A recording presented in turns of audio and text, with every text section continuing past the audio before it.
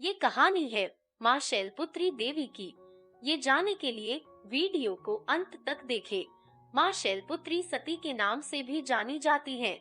एक बार प्रजापति दक्ष ने यज्ञ करवाने का फैसला किया। इसके लिए उन्होंने सभी देवी देवताओं को निमंत्रण भेज दिया, लेकिन भगवान शिव को निमंत्रण नहीं दिया। देवी सती भली भांति जानती थी कि उनके पास निमंत्रण आएगा, लेकिन ऐसा नहीं हुआ। वो उस यज्ञ में जाने के लिए बेचैन थी, लेकिन भगवान शिव ने मना कर दिया। उन्होंने कहा कि यज्ञ में जाने के लिए उनके पास कोई भी निमंत्रण नहीं आया है और इसलिए वहां जाना उचित नहीं है। सती नहीं मानी और बार बार यज्ञ में जाने का आग्रह करती रही। सती के ना मानने की वजह से शिव को उनकी बात माननी पड़ी और अनुमति दे दी।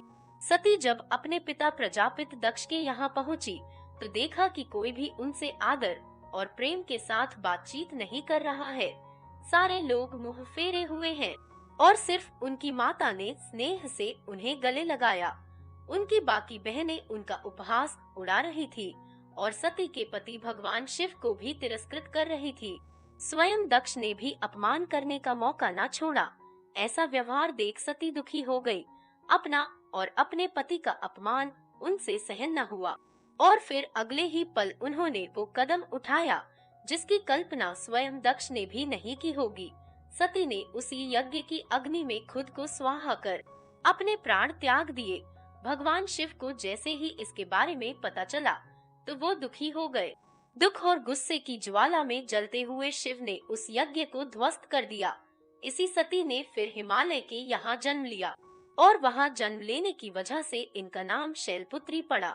शैलपुत्री देवी का नाम पार्वती जी भी है। इनका विवाह भी भगवान शिव से हुआ। माँ शैलपुत्री का वास काशी नगरी वाराणसी में माना जाता है। वहाँ शैलपुत्री का एक बेहद प्राचीन मंदिर है जिसके बारे में मान्यता है कि यहाँ माँ शैलपुत्री के सिर्फ दर्शन करने से ही भक्त जनों की मुरादें पूरी हो जाती हैं। कहा तो यह भी जाता है कि नवरात्र के पहले दिन यानी प्रतिपदा को जो भी भक्त माँ शैलपुत्री के दर्शन करता है उसके सारे वैवाहिक जीवन के कष्ट दूर हो जाते हैं। चूँकि माँ शैलपुत्री का वाहन वृषभ है, इसलिए इन्हें वृषारूढ़ा भी कहा जाता है। इनके बाएं हाथ में कमल और दाएं हाथ में त्रिशूल रहता है। ये है माँ शैलपुत्री माता की कहानी।